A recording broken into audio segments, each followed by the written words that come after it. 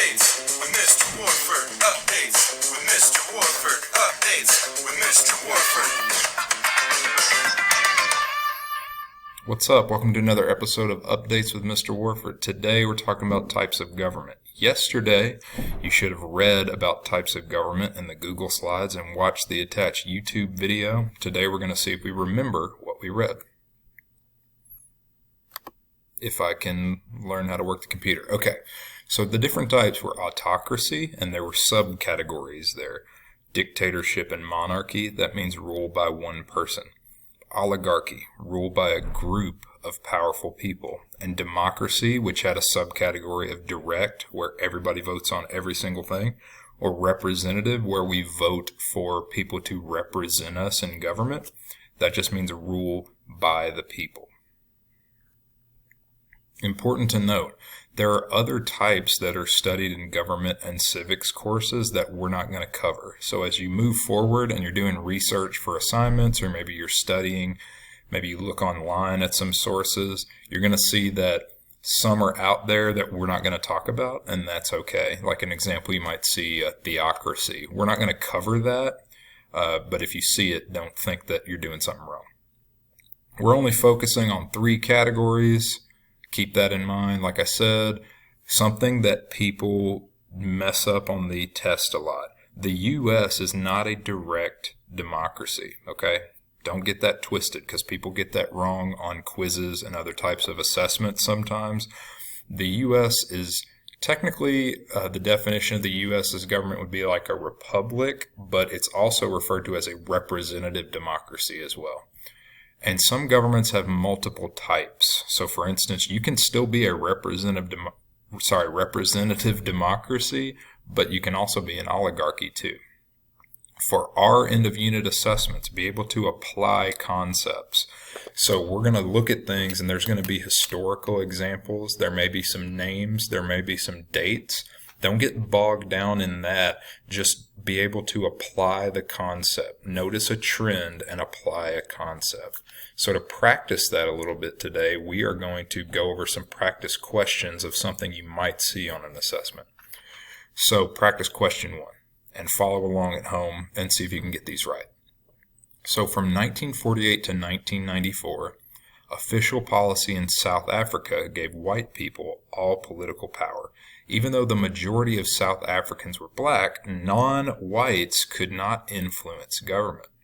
So, you may not have known that fact. You may not have known the time frame. You may not have known what was going on there. That's okay. But if you read that chunk, which one makes the most sense? Is it a direct democracy? Is it an oligarchy? Is it a dictatorship? Or is it a monarchy? Let's check it out. The answer, oligarchy. Okay, a small group. Notice if you use your context clues. It says the majority of South Africans were black, non-whites could not influence government, and it said that white people had all the political power. So a small group compared to a larger group. So that would be an oligarchy.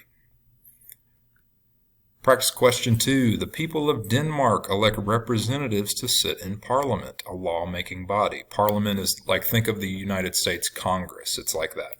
The Queen of Denmark heads the country, but she only has a small role in government. The government is led by a prime minister who is appointed from among the elected representatives. That one is actually 2 different ones. It's considered a monarchy because they have a queen. But it's also considered a representative democracy.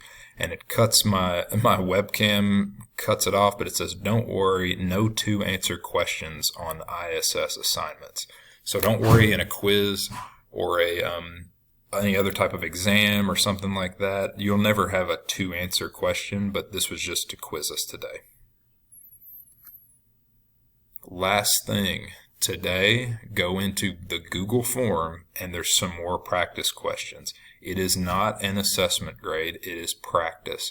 Usually in class, I always get people that as soon as they see that multiple choice format, I don't know if it's like PTSD or what, but they tense up and they're like, is this a test? Is this a quiz? Is this an assessment grade? Am I going to get an F? No, it's practice. It's only practice. We've been talking about types of government for 2 days now. We're just going to practice. When you get done, feel free to work on your current events. Remember current events. You find an article online from a reputable news source, CNN, Fox, MSNBC, USA Today. Magazines are fine.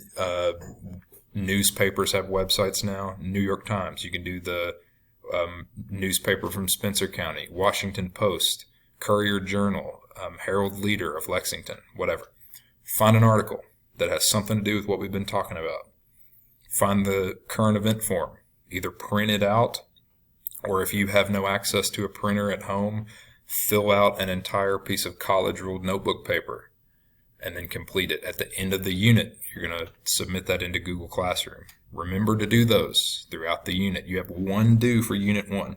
So after you complete the Google form with the review questions about types of government, find an article about types of government. And really that's easy because now it's an election year, you're going to find all kinds of stuff about U.S. government. Give it a shot. Find an article, write about it. If you got questions, let me know. So remember, Google form, work on current events. See you tomorrow.